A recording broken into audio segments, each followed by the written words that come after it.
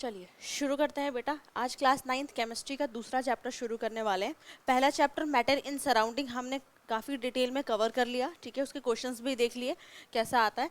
और आज second chapter शुरू करने वाले हैं।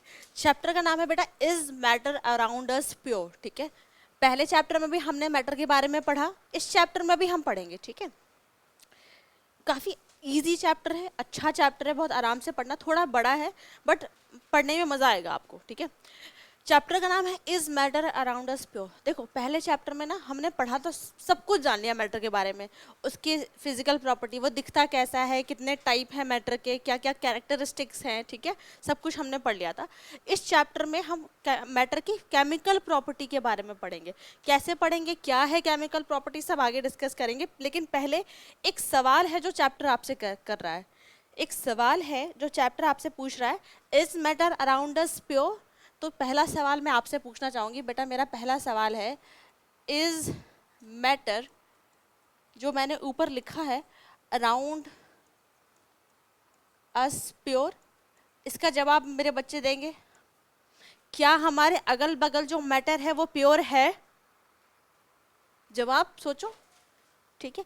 तो बेटा इसका आंसर है यस, बिल्कुल प्योर है भाई, हमारे अगल बगल जो मैटर है बिल्कुल प्योर है, ठीक है। मेरा दूसरा सवाल सेकंड सवाल, is all matter around us pure? Is all matter around us pure? ठीक है, तो इसका जवाब मेरे बच्चे दे रहे हैं कि नो, ठीक है, बिल्कुल सही बात है। मैंने पहला सवाल जो चैप्टर आपसे कर रहा है is matter around us pure, तो मेरे बच्चों ने बोला हाँ प्योर है भाई, बिल्कुल सही बात है। मैंने झट से दूसरा सवाल ये पूछा, इज ऑल मैटर, क्या हमारे अगल बगल जितने भी मैटर है वो सारे प्योर हैं? तो तुम लोग ने बिल्कुल जवाब क्या दिया, नहीं मैम सारे प्योर नहीं है। इसका मतलब मैटर में कुछ क्लासिफिकेशन है कि नहीं है? बिल्कुल है। पहला चैप्टर हमने पढ़ा बेटा मैटर के फिजिकल प्रॉपर्टी, भाई दिखता कैसा है, क्या शेप है, क्या साइज है, क्या कैरेक्टरिस्टिक्स है। ये पढ़ेंगे मैटर की केमिकल प्रॉपर्टी, कि भाई मैटर को हम केमिकल प्रॉपर्टी पे कैसे डिवाइड कर सकते हैं। यानी अगर प्योर है और प्योर नहीं है, यानी दो क्लासिफिकेशन तो बनती है। तो हम मैटर को बेटा प्योर सब्सटेंसेस और इम्प्योर सब्सटेंसेस के अंदर क्लासिफाई करेंगे। इतना समझ में आया? ठीक है। मैटर हमने पढ़ा है सॉलिड, लिक्विड, गैस। यानी आपका मैटर दो तरीके से नेचर में एग्जिस्ट कर सकता है। किस फॉर्म में करेगा? या तो वो प्योर फॉर्म में करेगा या तो वो इम्प्योर फॉर्म में करेगा। और इम्प्योर फॉर्म को ही क्या बोलते हैं बेटा? मिक्सचर बोलते हैं। यहाँ मैं लिख देती हूँ, तुम लोग को कंफ्यूजन नहीं आना चाहिए। मिक्सचर का मतलब है, यहाँ पे स्लैश डाल के मैं लिखती हूँ इम्प्योर। तो इतना समझ में आया? यानी आप जो अपने अगल बगल मैटर देख रहे हैं ये बेटा दो टाइप के होते हैं, एक होते हैं प्योर मैटर, एक होते हैं इम्प्योर, ठीक है। प्योर में फर्दर क्लासिफिकेशन, पूरा चैप्टर इसी के आगे पीछे है। यानी अगर आपने इस पूरे टेबल को समझ लिया स्टेप बाय स्टेप डिटेल में, तो पूरा चैप्टर खत्म हो जाएगा। तो हम एक एक करके सबको डिटेल में पढ़ेंगे। प्योर सब्सटेंसेस का भी फर्दर क्लासिफिकेशन है बेटा। प्योर सब्सटेंसेस का फर्दर क्लासिफिकेशन है एलिमेंट्स और कंपाउंड्स, ठीक है। अब भाई एलिमेंट का भी फर्दर क्लासिफिकेशन है, हमने छोटी क्लासेस में पढ़ा है मेटल्स के बारे में, नॉन मेटल्स के बारे में और मेटलॉइड्स के बारे में, ठीक है। ये तो बात हो गई प्योर चीज़ों की। बात करते हैं इम्प्योर, जिसको हम मिक्सचर भी कहते हैं। इसका भी फर्दर क्लासिफिकेशन है, हमने पढ़ा होगा होमोजीनस मिक्सचर और हेट्रोजीनस मिक्सचर। वैसे इसका भी क्लासिफिकेशन है, होमोजीनस के अंदर भी कुछ आता है, हेट्रोजीनस के अंदर भी आता है, वो आगे पढ़ेंगे। यानी ये पूरा टेबल ही पूरे चैप्टर में आपको एक एक करके सारी चीज़ें डिटेल में पढ़नी है, ठीक है। तो पहली बात तो ये कि भाई किस चीज़ों को शुरुआत करते हैं, पहला क्लासिफिकेशन से, कि हम कब बोलेंगे कि कोई मैटर हमारे आसपास प्योर है। मतलब प्योर का क्या क्राइटेरिया है भाई, हम कैसे डिसाइड करेंगे कि भाई ये जो मैटर हम देख रहे हैं ये प्योर है कि नहीं। अपने डे टू डे लैंग्वेज में बात करूं, अगर मैं अपने घर की बात करूं तो घर में आप सबकी मम्मियाँ, इनफैक्ट मेरी मम्मी भी, वो ये मानती है जो घी है ना भाई प्योर है। कहते हैं ना घी लगा दो पराठे में, जो घी लगा के खाते हैं घी बहुत प्योर है। कहते हैं जो दूध आता है मेरे घर में बहुत प्योर दूध आता है, सुना होगा अपने घरों में, ठीक है। तो मैंने बोल दिया घी बहुत प्योर है, दूध बहुत प्योर है, नमक प्योर है, हम बहुत प्योर नमक खाते हैं, ठीक है। तो ये तो हमारे अपने डे टू नॉर्मल लाइफ में हम ये यूज़ करते हैं। नॉर्मल लोगों के लिए नॉर्मल लोगों के लिए प्योर का मतलब है जिसमें किसी भी तरीके की कोई मिलावट ना हो। अगर दूध में मक्खी गिर गई तो लोग बोलेंगे अब ये प्योर नहीं है, फेंक दो। दूध में कंकड़ बालू मिल गया तो कहेंगे फेंक दो। घी में भी अगर घी ठीक है तो कहेंगे बहुत प्योर है। अगर घी में कुछ खराबी हो गई, कुछ गिर गया, कुछ कंकड़ पत्थर मिल गया तो उसके मम्मियाँ कहेंगी हटा दो, ये प्योर हो गया। यानी सीधे साधे शब्दों में नॉर्मल लोगों के लिए प्योर का मतलब है जिसमें किसी भी अडल्टेशन नहीं होनी चाहिए, कोई भी अनवांटेड इम्प्योरिटीज नहीं होनी चाहिए। बट हम ठहरे केमिस्ट्री के बच्चे, हमें साइंस पढ़ रहे हैं।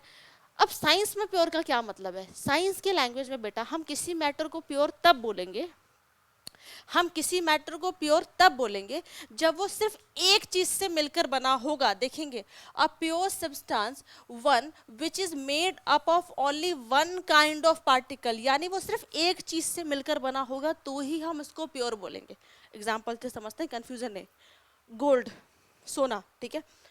अगर गोल्ड की बात करूं तो अगर मैं गोल्ड की फोटो दिखाऊं, ठीक है, जस्ट अ सेकेंड, ये आपके गोल्ड है, ठीक है। एटम के बारे में सुना, आई नो एटम तीसरा चैप्टर में पढ़ेंगे, बट मैं वर्ड बस यूज कर रही हूँ। ये आपके गोल्ड का एटम है। अगर मैं इसको ये वाला उठाऊं, मान लो मैं ये वाला उठाऊं तो ये भी गोल्ड का होगा, ये वाला उठाऊं ये भी गोल्ड का, ये वाला उठाऊं ये भी गोल्ड का। यानी मैं कोई भी एटम उठाऊंगी तो इन अल्टीमेटली मुझे क्या मिलेगा? गोल्ड। यानी बना किससे? वो सिर्फ गोल्ड से बना है, यानी सिर्फ वन काइंड ऑफ पार्टिकल से बना है। समझ में आया? इधर देखते हैं, ऑक्सीजन। अगर मैं ऑक्सीजन की बात करूं तो कोई भी भाई एक गिलास में मैंने ऑक्सीजन भर ली मान लो, तो उसके हर जगह ऑक्सीजन ऑक्सीजन ऑक्सीजन ही होगी, यानी वो सिर्फ ऑक्सीजन से ही बना है, सिर्फ वन काइंड ऑफ पार्टिकल से। वैसे ही बात करते हैं हम कार्बन डाइऑक्साइड की, वैसे ही बात करते हैं हम कार्बन डाइऑक्साइड की, कि भाई मेरे पास एक डिब्बे में मान लो कार्बन डाइऑक्साइड है, तो मैं उसमें ढूंढूंगी तो मुझे हर जगह कार्बन डाइऑक्साइड के ही मॉलिक्यूल्स दिखेंगे, इधर भी कार्बन डाइऑक्साइड, इधर भी कार्बन डाइऑक्साइड। वैसे ही ग्लास में पानी, हर जगह मुझे पानी के ही मॉलिक्यूल्स दिखेंगे। प्योर सब्सटेंसेस का सिंपल मतलब होता है वो सिर्फ एक काइंड ऑफ पार्टिकल से मिलकर बने होंगे, उन्हीं को हम केमिस्ट्री में प्योर बोलेंगे। जैसे gold, oxygen, hydrogen, water, carbon dioxide, ये सारे कैसे? ये सारे प्योर चीज़ें हैं, ठीक है। इतना फिलहाल समझ में आया तुम लोग को? तो पहले क्या करेंगे, पहले आप शुरू करेंगे क्लासिफिकेशन लिखना। सबसे पहले लिखेंगे ऑन चैप्टर का नाम, on the basis of chemical properties pure substances लिखेंगे और इसकी डेफिनेशन से आगे चलेंगे। फिर हम आगे डिवाइड करेंगे एलिमेंट्स और कंपाउंड को, ठीक है। यहाँ तक सारे बच्चों ने लिख लिया होगा, ठीक है। चलो मैं एक सवाल करती हूँ, बताएंगे बच्चे लोग, क्या कॉपर एक प्योर सब्सटेंस है? क्या कॉपर वायर जो हमारे घरों में लगी हुई है, कॉपर वायर जो चलती है, क्या वो प्योर है? क्या एल्युमिनियम प्योर है? ठीक है। क्या नमक NaCl क्या ये प्योर है?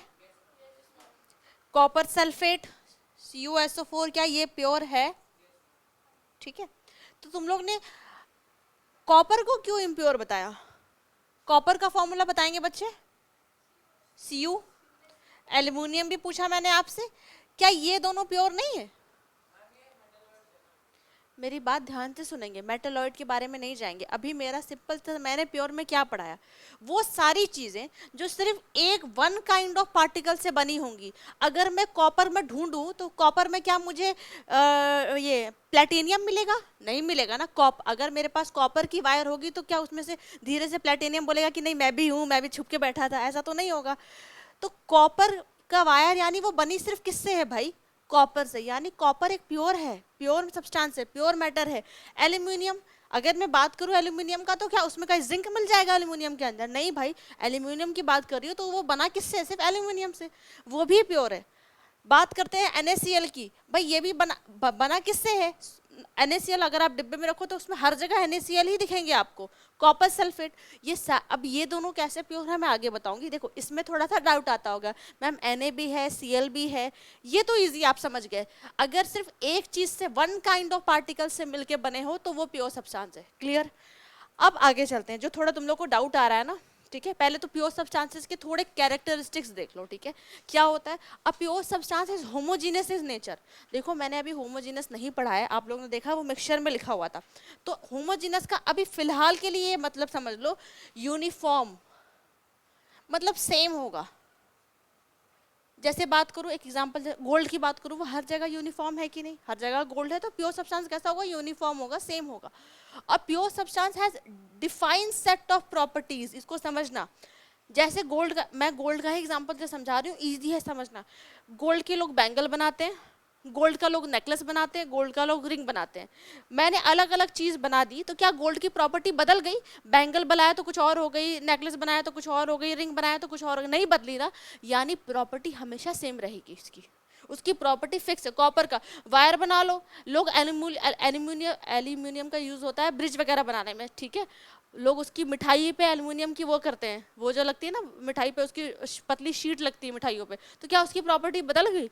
नहीं बदली। तो प्योर सब्सटेंसेस की प्रॉपर्टी कैसी होगी? डिफाइन होगी, डेफिनेट होगी। Cannot be separated into other kinds of matter bye physical process. जैसे वाटर मेरा एक प्योर सब्सटेंस है, मानते हैं कि नहीं? बस आगे डिस्कस करेंगे कैसे है। तो क्या मैंने एक ग्लास में पानी ले लिया और मैं हाथ डाल के हाइड्रोजन अलग कर सकती हूँ, ऑक्सीजन अलग कर सकती हूँ? नहीं कर सकते। यानी आप प्योर सब्सटेंसेस को फिजिकल प्रोसेस से, फिजिकल का मतलब होता है हैंड पिकिंग से, ठीक है, उसको झाड़ के किसी तरीके से मैग्नेट लगा के, फिजिकल प्रोसेस से मैं प्योर सब्सटेंसेस को सेपरेट नहीं कर सकती। Is it clear? सिंपल शब्दों में। तो आगे चलते हैं। देखो अब इसी के बेसिस पे प्योर सब्सटेंसेस को भी मैंने फर्दर क्लासिफाई किया हुआ है, किसमें? एलिमेंट और कंपाउंड में। आप टेबल को चेक करो। मैंने बोला इस चैप्टर की जान क्या है बेटा? इस चैप्टर की जान है आपकी ये टेबल, ये टेबल। इसे नहीं बोलना। प्योर सब्सटेंसेस को भी डिवाइड किया एलिमेंट और कंपाउंड में। तो अब हम एलिमेंट और कंपाउंड पढ़ेंगे, ठीक है। चलो बात करते हैं एलिमेंट, ठीक है। एलिमेंट का क्या मतलब है सुनना। अभी जो मैंने बताया, जैसे गोल्ड, अगर मैं इसको तोड़ने पे आ जाऊं, मेरे पास मान लो गोल्ड है, मैंने गोल्ड को तोड़ा, तोड़ा ये भी गोल्ड मिला, और तोड़ा तो भी गोल्ड मिला, और तोड़ा तो भी गोल्ड मिला। कॉपर को तोड़, कॉपर की वायर तोड़ने पे आई, थोड़ा तोड़ा तो भी मुझे कॉपर मिला, और तोड़ा तो भी मुझे कॉपर मिला, और छोटे छोटे टुकड़े कर दिए तो भी मुझे कॉपर ही मिला। यानी वैसी चीजें जिनको आप फर्दर अगर तोड़ते हो और सिंपलर चीजों में ना टूटे, एक ही चीज से बनी है। जैसे गोल्ड, मैं गोल्ड को तोड़ने पे आ जाऊं तो मुझे सिर्फ गोल्ड ही मिलेगा, कॉपर को तोड़ने पे आ जाऊं तो मुझे सिर्फ कॉपर ही मिलेगा, कुछ और नहीं मिलेगा। उन्हें हम एलिमेंट बोलेंगे। एक बार ध्यान से देखेंगे। An element is a type of matter composed of only one kind of substance. यानी सिर्फ एक चीज होगी। गोल्ड, कॉपर, आयरन, जिंक, जितने भी मेटल्स हैं, जितने भी नॉन मेटल्स हैं, जितने भी मेटलॉइड्स हैं, कोई भी एग्जांपल ले लो। अगर मैंने ले लिया नाइट्रोजन, तो क्या वो एलिमेंट है? बिल्कुल। नाइट्रोजन क्या मिलेगा? नाइट्रोजन तो नाइट्रोजन से ही बना है बस, और कुछ तो नहीं है उसके पास, सिर्फ नाइट्रोजन ही तो है। Whereas each smallest individual part of it has the same property. भाई नाइट्रोजन को तोड़ दिया मान लो मैंने, तो कितना भी टूटेगा तो मुझे नाइट्रोजन ही तो मिलेगा, कुछ और नई चीज थोड़ी ना मिलेगी। तो उन्हें हम क्या बोल देंगे? एलिमेंट बोल देंगे, ठीक है। Properties of metal. अब एलिमेंट में फर्दर कितना डिवाइडेड था? 3 पार्ट में, मेटल्स, नॉन मेटल्स और मेटलॉइड्स, ठीक है। तो एक चलिए, तो एलिमेंट का बेटा फर्दर क्लासिफिकेशन देखेंगे। लिख लिया होगा तुम लोग ने एलिमेंट। टेबल को फिर से चेक करेंगे। एलिमेंट अब आपका फर्दर 3 पार्ट्स में डिवाइडेड है, metals, non metal and metalloid. Metal के बारे में ऑलरेडी काफ़ी पढ़कर आए होंगे आप छोटे क्लासेस में, वही कुछ पढ़ना है, ज़्यादा कुछ डिफरेंस नहीं पढ़ना। और ऑलरेडी हम 10th में भी पढ़ेंगे। एक चैप्टर का नाम ही है मेटल और नॉन मेटल, 10th के तीसरे चैप्टर है केमिस्ट्री का, उसमें पढ़ेंगे। थोड़ा सा देखेंगे, कुछ प्रॉपर्टीज है मेटल की, डिस्कस करते हैं। Metals are malleable. मैलिएबल का क्या मतलब है? Metals can be beaten into thin sheet, पतले पतले शीट बना सकते हैं। जैसे आप कभी स्कूल जाते हो तो घर में टिफिन मम्मा पैक करके देती है, फॉइल में लगा, एल्युमिनियम फॉइल में देती होंगी। एल्युमिनियम क्या है? मेटल है, लेकिन इसको पीट पीट के एकदम पतली शीट बन गई है। तो हम मेटल के पास ये प्रॉपर्टी है कि हम उसे क्या कर सकते हैं? शीट में बना सकते हैं। तो this property is known as malleable या मैलिबिलिटी भी बोलते हैं। तो हम मेटल्स को पतले शीट में बना सकते हैं, ठीक है। Example gold, copper, aluminium, silver. मिठाइयों में सिल्वर की वो चमकती हुई वर्क देखी होगी आपने, ठीक है। Metals are ductile. इसका मतलब मेटल्स को हम पतली पतली वायर में बना सकते हैं। घरों में जो वायरें दिखती है आपको, जिससे आप बिजली का आनंद ले रहे हैं, एसी चला रहे हैं, पंखा चला रहे हैं, it's all because of metal. हम मेटल को पतले पतले वायर में ड्रॉन कर सकते हैं। तो this property is known as ductility. Gold, copper. अब भाई कोई गोल्ड की वायर बनाएगा क्या घर में? इतना कहाँ से पैसा लाएगा? एल्यूमिनियम, सिल्वर एक्सेट्रा, ठीक है। मेटल आर सोनोरस, मेटल को जब मारो, ठीक है, मंदिर का घंटा, स्कूल की घंटी जब मारो तो आवाज होती है, मेटल में सोनोरस है, उनमें उनमें बजने की आवाज होती है मारो तो, ठीक है। Metals are good conductor of heat and electricity, भाई ये अपने पास से हीट और इलेक्ट्रिसिटी को पास होने देते हैं, ठीक है। कॉपर, एल्यूमिनियम, सिल्वर, और यही वजह है कॉपर के बर्तन, एल्यूमिनियम के बर्तन घरों में यूज होते हैं क्योंकि ये गुड कंडक्टर ऑफ हीट होते हैं, ठीक है। मेटल्स आर लश्रस, लश्रस का मतलब चमक, शाइनी होते हैं, जैसे गोल्ड है, कॉपर है, सिल्वर है, सब में चमक होती है, ठीक है। Metals have high tensile strength, bridge वगैरह, आयरन वगैरह की ब्रिज बनाई जाती है तो इनमें मजबूती बहुत होती है, जल्दी टूटते नहीं है, हार्ड होते हैं। Metals are solid at room temperature, generally most of the metals room temperature पे कैसे सॉलिड है, एक्सेप्ट मर्क्यूरी। एक ये सिंगल मेटल ऐसा है, एक्सेप्ट मर्क्यूरी आपका एक मेटल ऐसा है जो रूम टेम्परेचर पे कैसा है बेटा, लिक्विड स्टेट में है, और इसका फॉर्मूला है एच जी। ये लिक्विड स्टेट में, मैं यहाँ लिख देती हूँ, ये रूम टेम्परेचर में लिक्विड स्टेट में पाया जाएगा। ये एमसीक्यू के लिए बहुत इंपॉर्टेंट है, ठीक है। मेटल्स हैव हाई डेंसिटी, इनकी भाई मजबूत होते हैं तो इनकी डेंसिटी भी बहुत ज़्यादा होती है, ठीक है। कुछ छोटे मोटे एग्जाम्पल है, एक्सेप्ट देखो टेंसाइल स्ट्रेंथ में ये मेटल्स जनरली बहुत हार्ड होते हैं, मजबूत होते हैं, लेकिन इनका भी एक्सेप्शन है, जैसे जैसे सोडियम, पोटेशियम, दो मेन लिख देती हूँ मैं बेटा। ये दो मेटल ऐसे हैं जो बहुत सॉफ्ट हैं, इनको आप नाइफ से भी कट कर सकते हो, ठीक है। तो दो मेटल ऐसे हैं जिनकी डेंसिटी भी बहुत, भाई उतने मजबूत है नहीं तो डेंसिटी भी कम होगी, तो सोडियम, पोटेशियम इनके बहुत सॉफ्ट होते हैं, आप आराम से इनको चाकू से भी कट कर सकते हो, ठीक है। नॉन मेटल बहुत इजी है, जितना मेटल में पढ़ा सबके आगे नो नो नो नो लगा दो, वो बन जाएगा नॉन मेटल, सिंपल सा। नॉन लश्रस, कोई चमक नहीं होती नॉन मेटल में, लेकिन एक्सेप्शन देखिए, आयोडीन हैज लश्र, एक लौता ऐसा नॉन मेटल है आयोडीन जो कैसा है, चमकता है। तो एमसीक्यू में पूछा जाता है कि कोई ऐसा नॉन मेटल बताइए जिसमें होती है चमक, तो दैट इज आयोडीन, ठीक है। नन सोनोरस, कोई आवाज नहीं आएगी। नन डक्टाइल, इन्हें हम वायर में नहीं बना सकते। नन मेलिएबल, शीट में नहीं बना सकते। Bad conductor of heat and electricity, अपने पास से हीट और इलेक्ट्रिसिटी को पास नहीं होने देंगे, लेकिन इनका भी एक्सेप्शन है, एक्सेप्ट ग्रेफाइट। ग्रेफाइट कार्बन का एक फॉर्म है बेटा, पेंसिलों की नीब में यूज होता है, ठीक है। ग्रेफाइट की रॉड बनती है, हम आगे पढ़ेंगे, ठीक है, इलेक्ट्रोलिसिस वगैरह प्रोसेस में। तो ग्रेफाइट एक नॉन मेटल है, लेकिन ये गुड कंडक्टर है इलेक्ट्रिसिटी का, ये good conductor of electricity, clear है, ठीक है। जनरली सॉफ्ट, बहुत सॉफ्ट से होते हैं, इसका भी एक्सेप्शन है। Most of the non metal कैसे हैं, बहुत सॉफ्ट हैं, बहुत आसानी से टूट जाएंगे, ठीक है, क्रम्बल हो जाएंगे बहुत आसानी से। एक्सेप्ट डायमंड, ये भी एक तरीके से कार्बन का ही फॉर्म है, ये बहुत हार्ड है, in fact it is the hardest natural substance known, सबसे ज्यादा हार्ड है डायमंड, ठीक है। लो टेंसाइल स्ट्रेंथ, इसमें भी क्या आ जाएगा एक्सेप्शन, डायमंड बहुत हार्ड है तो उसकी स्ट्रेंथ भी कैसी होगी, बहुत ज़्यादा होगी, ठीक है। नॉन मेटल्स में बी सॉलिड, लिक्विड और गैसेज एट रूम टेम्परेचर, ठीक है। तो ये भी आपको देखने को मिलता है। एक नॉन मेटल ऐसा है जो लिक्विड है, वो कौन सा है, मैं लिख देती हूँ। एक नॉन मेटल ऐसा है जो कैसा है, लिक्विड है, that is bromine, that is bromine, ठीक है। एक बार मैं पूरा पढ़ा दूँ, फिर आप लोग नोट डाउन करना कैरेक्टरिस्टिक्स, ठीक है। Low melting and boiling point, भाई बहुत सॉफ्ट है, कमजोर है, ज्यादा मजबूत नहीं है, तो बहुत आसानी से मेल्ट और बॉयल हो जाएगा, ठीक है। एक्सेप्ट डायमंड, ठीक है। लो डेंसिटी, डेंसिटी भी कम होगी इनकी, तो बहुत इजी है, ठीक है। आ जाओ लास्ट एलिमेंट्स का, दैट इज मेटलॉइड्स, ठीक है। बेटा ये बीच के हैं, ये कैसे हैं, इनकी प्रॉपर्टी बीच की में आती है, यानी ये मेटल की तरह भी बिहेव करते हैं और ये नॉन मेटल की तरह भी बिहेव कर सकते हैं। ये भाई मेटल अलग हो गए, इनकी खासी डेफिनेट सेट प्रॉपर्टी हमने पढ़ ली, नॉन मेटल की भी पढ़ ली, लेकिन ये बीच के हैं, इनकी कभी कुछ प्रॉपर्टी मेटल की तरह मिलेगी, कुछ प्रॉपर्टी नॉन मेटल की तरह मिलेगी, इसलिए इन्हें मेटलॉइड्स बोला जाता है।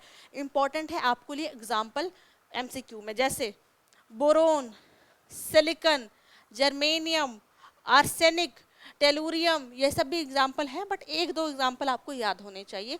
यानी ये कैसे बिहेव करेंगे, दोनों की तरह बिहेव करेंगे, इसलिए इन्हें हम मेटलॉइड्स बोलते हैं। जैसे मैंने एग्जाम्पल में लिख रखा है, सिलिकॉन को हम क्यों रख रहे हैं मेटलॉइड्स के अंदर, तो इसकी दो प्रॉपर्टी देखेंगे।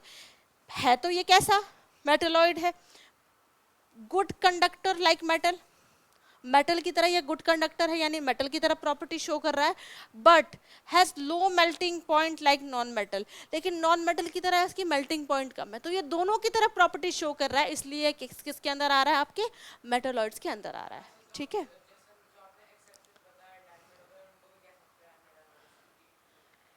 मेटल की तरह नहीं शो कर रहा ना, इसको पहले क्लियर करेंगे हम, पहले लिख लोगे, इसके बाद हम आगे चलेंगे। ठीक है, पीछे तो शुरू करते हैं, एलिमेंट्स तक कर लिया था बच्चा लोग, आप मेटल से लिखेंगे। ठीक है, चलिए नेक्स्ट पढ़ते हैं बेटा। हमने ऑलरेडी खत्म कर लिया, टेबल को चेक करेंगे। प्योर सब्सटेंसेस पढ़ लिया है, जो एक टाइप की चीज़ों से मिलकर बने होंगे। एलिमेंट पढ़ लिया, जिन्हें हम फर्दर डिवाइड नहीं कर सकते, सिंपलर फॉर्म में नहीं बांट सकते, उन्हें हम एलिमेंट बोलेंगे। मेटल, नॉन मेटल और मेटोलाइड हमने खासी कंप्लीट कर लिया।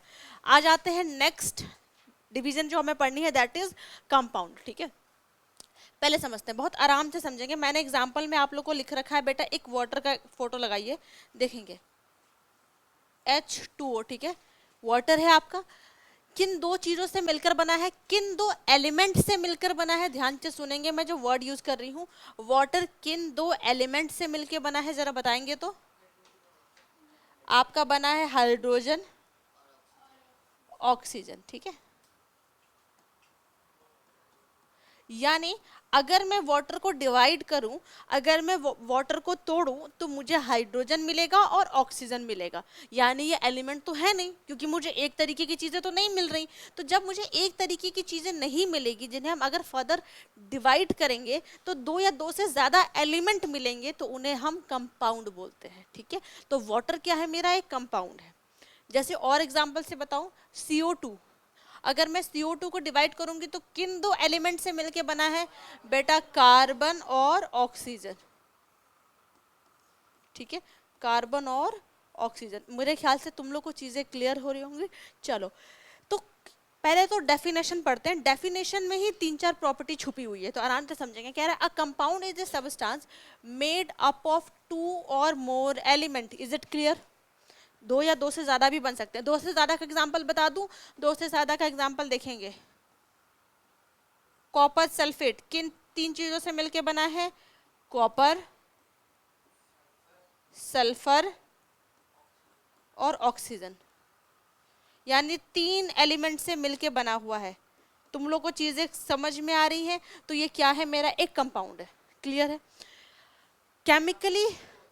केमिकली कंबाइंड टुगेदर, यानी केमिकली कंबाइंड का मतलब समझेंगे।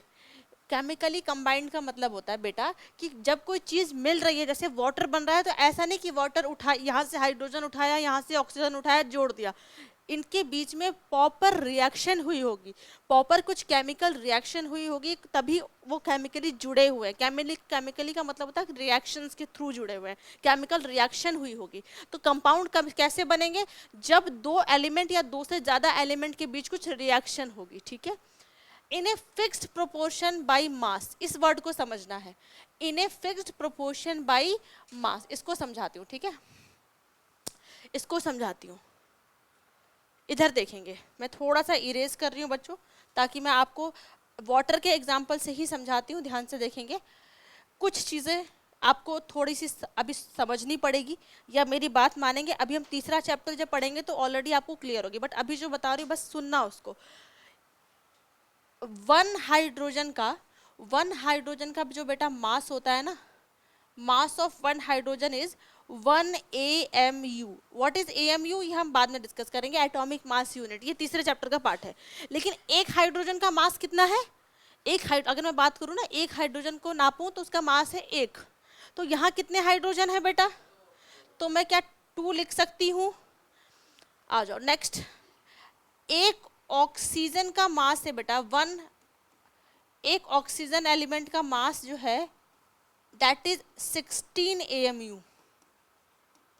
ठीक है, याद करना पड़ेगा, तीसरे चैप्टर में ऑलरेडी आपको याद हो जाएगा। यानी क्या मैं यहाँ पे, और कितना ऑक्सीजन दिख रहा है, एक ही ऑक्सीजन है ना यहाँ पे, तो क्या मैं यहाँ 16 लिख सकती हूँ? अगर मैं इसको फर्दर सिंप्लीफाई करूँ तो मैं यहाँ लिख सकती हूँ 1:8। अब यहाँ ध्यान से सुनना, ये 1:8 क्या आया? अगर मुझे वाटर बनाना है, अगर मुझे वाटर बनाना है तो पहले ऐसा नहीं कि हाइड्रोजन उठा लिया, मुंह उठाया, इतना उठा लिया हाइड्रोजन, इतना उठा लिया ऑक्सीजन, बना दिया, नहीं। जब भी कंपाउंड बनेगा उनका प्रोपोर्शन फिक्स्ड होगा। कैसे फिक्स्ड होगा? मास के अकॉर्डिंग फिक्स्ड होगा। जैसे वाटर बनेगा तो हमेशा उसमें 1 पार्ट हाइड्रोजन लगेगा और 8 पार्ट ऑक्सीजन लगेगा, तभी वाटर बनेगा। अगर आप 8.001 भी कर देते हैं तो वाटर तो नहीं बनेगा, कुछ और बन जाएगा। यानी कंपाउंड बनाने के लिए आपको जो प्रोपोर्शन होती है वो हमेशा फिक्स रखना है बच्चे लोग, हमेशा इनका प्रोपोर्शन फिक्स होगा तभी बनेगा। और कैसे बनेगा? बाय केमिकल कॉम्बिनेशन बनेगा। ठीक है, एक और एग्जांपल से समझते हैं, तो इसको याद करना है। वाटर कहीं का भी हो, आपके घर का हो, टैप वाटर हो, सी का हो, ओशन का हो, कहीं नाले का पानी भी हो, लेकिन बनेगा तो वही ऐसे ही बनेगा, उसका ये फिक्स है। पानी का मतलब 1:8, 1 part hydrogen and 8 part oxygen. दिमाग में फीड कर लो इसको। ठीक है, कैसे आया वो भी बता दिया। एक और तुम लोग की इजी के लिए थोड़ा सा बता दूं, वैसे ज़रा ज़रूरत नहीं है बट देख लेंगे। CO2 के बारे में बात करते हैं। किन से मिलके बना है? कार्बन और ऑक्सीजन से मिलके बना है। चलिए थोड़ा सा इंफॉर्मेशन लिखती हूँ यहाँ पे। 1 कार्बन एटम का जो मास होता है बेटा, दैट इज 12 AMU। ठीक है, यानी मैं यहाँ पे 12 लिख सकती हूँ। और कितना कार्बन है? एक ही है। ठीक है, 1 ऑक्सीजन का मास कितना है? 16। यहाँ कितना ऑक्सीजन है? कितना कर दूं? 16 × 2 32। यहाँ मैं 32 लिख सकती हूँ। सिंप्लीफाई कर दे तो क्या आ जाएगा? 3 गया, ये 4 3 12, और ये गया मेरा 8, 3:8। यानी मुझे जब भी CO2 बनाना है, मुझे जब भी कार्बन डाइऑक्साइड बनाना है, तो ये प्रोपोर्शन फिक्स लेना है। और लिया कैसे? मास के अकॉर्डिंग लिया। यानी 3 पार्ट मुझे कार्बन चाहिए और मुझे 8 पार्ट ऑक्सीजन चाहिए। ठीक है, यानी ये सब रेशियो फिक्स्ड है। जब हम कंपाउंड बनाएंगे, कुछ भी ऊपर नीचे हुआ तो वो तो नहीं बनेगा, कुछ और बन जाएगा। तो अब मैं डेफिनेशन को पढ़ती हूँ, तुम लोग को कंपाउंड बिल्कुल क्लियर होगी। A compound is a substance made up of 2 or more elements chemically combined together. ऐसा नहीं कि उठाया और मिक्स करके बना दिया, कुछ प्रॉपर रिएक्शन हुई होगी, कुछ एनर्जी का आदान प्रदान हुआ होगा, तभी चीजें हुई होंगी। ठीक है, in a fixed proportion by mass. ठीक है, क्लियर है? अब तुम लोग को कंपाउंड तो इतना लिखेंगे, हम आगे चलेंगे। ठीक है, तो चलिए बेटा, इतना पढ़ने के बाद अब फाइनली प्रॉपर्टी डिस्कस करते हैं। एक दो तो ऐसा लगेगा जस्ट हमने अभी पढ़ा हुआ है। ठीक है, पहली property, elements in a compound combine together chemically in a fixed proportion by mass. Already हमने आपको एक्सप्लेन करके बता दिया कैसे चीजें हो रही हैं। ठीक है, कंपाउंड्स कैन बी फर्दर सब divided into simple substances only by chemical means. जैसे अगर मैं बात करूं केमिकल मींस का क्या मतलब है, सपोज मुझे भाई वाटर को तोड़ना है, मुझे वाटर को डिवाइड करना है। जैसे मैं बोल रही हूँ ना भाई, वाटर को डिवाइड करेंगे तो क्या मिलेगा? हाइड्रोजन और ऑक्सीजन। तो अभी मैंने बताया था कि भाई पानी में हाथ डाल के तो नहीं निकालेंगे, दिस इज फिजिकल मीन्स। तो कैसे निकालेंगे? इसके लिए बेटा एक प्रोसेस होती है, उस प्रोसेस को बोलते हैं, वाटर को अगर मुझे डिवाइड करना है, यानी मुझे सेपरेट करना है इनटू हाइड्रोजन एंड ऑक्सीजन, तो there is a process name as electrolysis. आपको याद करने की कोई जरूरत नहीं है, बट ये केमिकल तरीका है। ठीक है, बिजली की मदद से। ठीक है, 8 में पढ़ा होगा, बिजली के तरीके, बिजली का यूज करके, इलेक्ट्रिसिटी का यूज करके हम वाटर को फर्दर डिवाइड कर सकते हैं इनटू हाइड्रोजन एंड ऑक्सीजन। ठीक है, बिल्कुल, एक साइड ऑक्सीजन के बबल्स निकलेंगे। इलेक्ट्रोलिसिस की पूरी प्रोसेस होती है, 10th में हम पढ़ेंगे। तो इतना याद रखेंगे कि अगर किसी भी कंपाउंड को फर्दर डिवाइड करना है तो आप फिजिकल प्रोसेस से नहीं कर सकते, उसके लिए कैसी करनी है? आपको केमिकल प्रोसेस करना है। ठीक है, नेक्स्ट आ जाओ, सबका अलग अलग होता है। ठीक है, compounds can be represented by using molecular formula. ध्यान से देखेंगे, एक फॉर्मूला है सबके लिए। जैसे अगर मैं बात करूं, आप कोई भी ले लो भाई, कॉपर सल्फेट ले लो, तो ये भी एक कंपाउंड है। ठीक है, आप MgCl2 ले लो, तो ये भी एक कंपाउंड है। तो एक प्रॉपर फॉर्मूला है इनका। तो कंपाउंड हमेशा कैसे रिप्रेजेंट होंगे? उनके लिए एक प्रॉपर फॉर्मूला होगा। Last point and the most important point, compound has totally new properties than the constituent. क्या मतलब है देखते हैं, वाटर के एग्जांपल से ही समझते हैं, ठीक है। इसको हम आपको वाटर के एग्जांपल से ही समझाते हैं। चलिए इधर देखेंगे, ये रहा मेरा वाटर, ठीक है। किन किन चीज़ों से मिलके बना हुआ है ऑलरेडी मैंने बताया है, इधर नहीं बेटा इधर लिखते हैं, ठीक है। वाटर के एग्जांपल से समझाते हैं आपको। वाटर की बात करते हैं। वाटर बना है बच्चा लोग हाइड्रोजन, ठीक है, और ये बना है मेरे ऑक्सीजन किससे, ठीक है। चलो अलग अलग प्रॉपर्टी की बात करती हूँ। हाइड्रोजन बेटा एक ऐसी गैस है जो बहुत कंबस्टिबल है, इनफ्लेमेबल है, यानी बहुत जल्दी आग पकड़ लेगी। मतलब अगर हाइड्रोजन रखी हो ना तो बहुत जल्दी आग लग सकती है, ठीक है। तो हाइड्रोजन कैसी गैस है बेटा, कंबस्टिबल गैस है, या मैं लिख सकती हूँ कंबस्टिबल गैसेज, बहुत जल्दी आग लग जाएगी, ठीक है, कंबस्टिबल गैस है। और ऑक्सीजन को आपने सब पढ़ा होगा, oxygen is a supporter of combustion. अगर आपको कोई सी भी चीज को कंबशन कराना है, जलाना है, तो विदाउट ऑक्सीजन वो नहीं जलेगी, विदाउट ऑक्सीजन कोई चीज नहीं जलेगी। तो ऑक्सीजन क्या है, कंबशन का सपोर्टर है, यानी ये कंबशन क्रिएट करवाता है, कंबशन का सपोर्टर है। यानी मुझे अगर किसी चीज को बर्न करना है तो मुझे ऑक्सीजन चाहिए। अगर मैं इस रूम में वैक्यूम कर दूं, कुछ जलाऊं, तो कुछ नहीं जलेगा क्योंकि ऑक्सीजन ही नहीं है, ठीक है। अब मेरी बात सुनना, इंडिविजुअल प्रॉपर्टी समझ रहे हो ना तुम, अलग अलग। अब इन दोनों को मिला दिया, केमिकली कंबाइन कर दिया, फिक्स प्रोपोर्शन में कर दिया, मिलके क्या बनेंगे बेटा आपके, ये मिलके क्या बनेंगे, वाटर बनेंगे। और वाटर की क्या प्रॉपर्टी होती है बच्चा, पुट आउट फायर, आग बुझाने में मदद करता है। बिल्कुल प्रॉपर्टी बदली कि नहीं बदली, पहले बिल्कुल अलग अलग थे तो अलग अलग थी, मिलके बिल्कुल नई चीज बनी और नई प्रॉपर्टी के साथ चीज आई। तो कंपाउंड की खासियत ये है कि उसके कॉन्स्टिट्यूएंट यानी जिस एलिमेंट से बने हैं उसको मिलने के बाद उनकी प्रॉपर्टी बिल्कुल बदल जाएगी, सिंपल सा, ठीक है। एज न्यू प्रॉपर्टी, ठीक है, compound has totally new property, बिल्कुल वाटर की प्रॉपर्टी बिल्कुल अलग अलग है, puts out fire than the constituent. तो ये चार आपको प्रॉपर्टी एटलीस्ट याद रखनी है, बहुत इंपॉर्टेंट है। डायरेक्ट क्वेश्चन आता है, what is compound and right the properties of compound, ठीक है। तो ये नोट डाउन कीजिए, एग्जाम्पल के लिए लिख के रख लिएगा, अच्छा है ये। चलिए नेक्स्ट चलते हैं बेटा। मिक्सचर पढ़ने से पहले एक बार मैं समअप कर दूं क्या क्या हमने पढ़ लिया। हमने मैटर का डिवीजन देख लिया प्योर में, ठीक है। प्योर के अंदर हमने पढ़ लिया एलिमेंट जो एक ही टाइप की चीज़ों से मिलके बने थे, जिनको हम फर्दर सिंपलर छोटों में टाइट पार्ट्स में नहीं डिवाइड कर सकते, ठीक है। फिर हमने पढ़ा कंपाउंड्स, कंपाउंड के अंदर हमने एग्जाम्पल भी देख लिए, प्रॉपर्टी भी पढ़ ली। अब आ जाते हैं, एक बार मैं वो चार्ट एक बार आप लोगों को फिर से दिखाना चाहूँगी जो हमने फर्स्ट में कवर किया था, ये वाला चार्ट, ठीक है। ध्यान से देखेंगे क्या क्या कवर कर लिया। प्योर सब्सटेंसेस समझ लिया, प्योर के अंदर एलिमेंट्स था, कंपाउंड था, यार ये दोनों ही प्योर है, ध्यान रहेगा, ठीक है। एलिमेंट्स में हमने मेटल, नॉन मेटल, मेटलॉइड पढ़ लिया। कंपाउंड्स में हमने विथ एग्जांपल उसकी सारी प्रॉपर्टीज को समझ लिया। आ जाओ नेक्स्ट, पढ़ेंगे क्या हम, मिक्सचर के बारे में।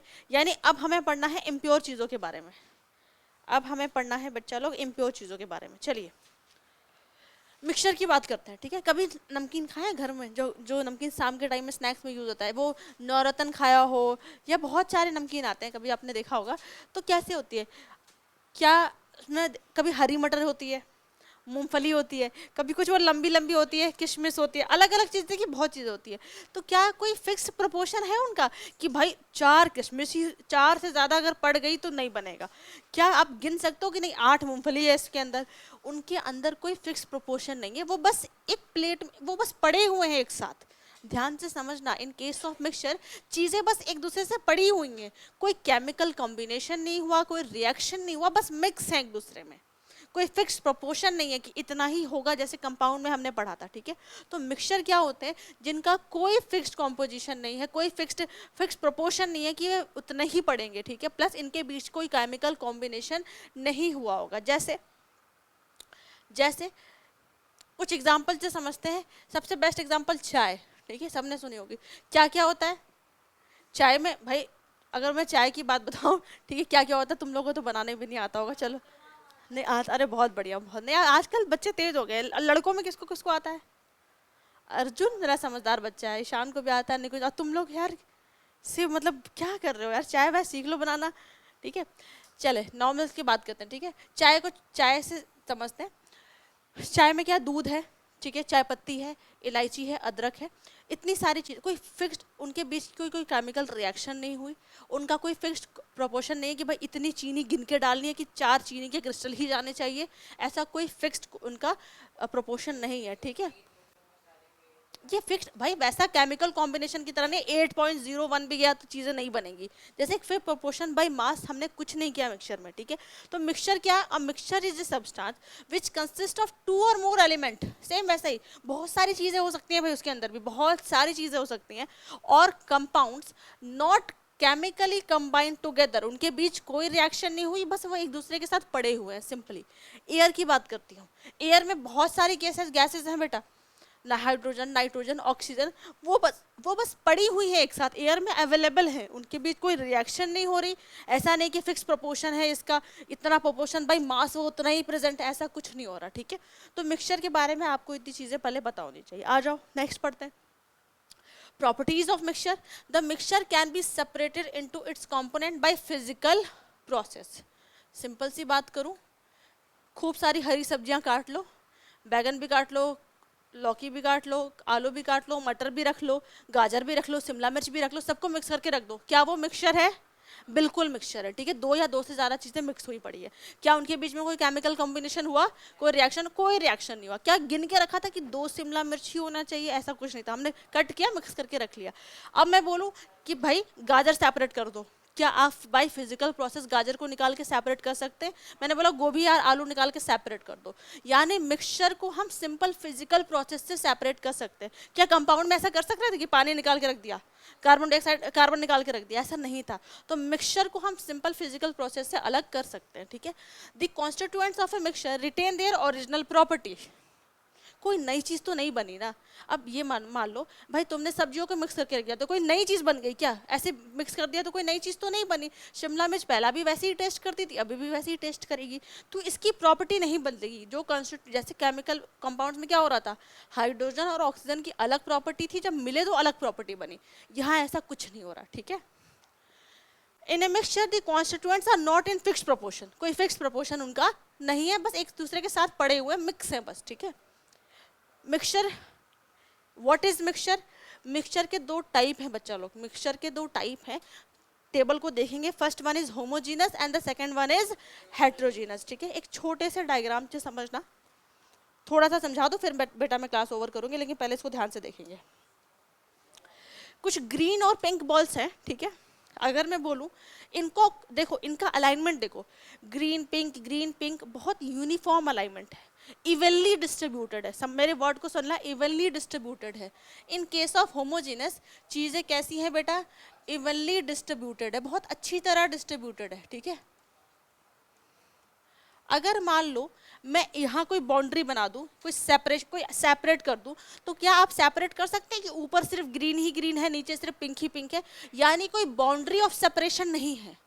आप देख के नहीं बता सकते कि भाई ग्रीन यहाँ रखी हुई है सारी की सारी, पिंक यहाँ रखी है, यानी इन केस ऑफ होमोजीनस कोई सेपरेशन की बाउंड्री नहीं है।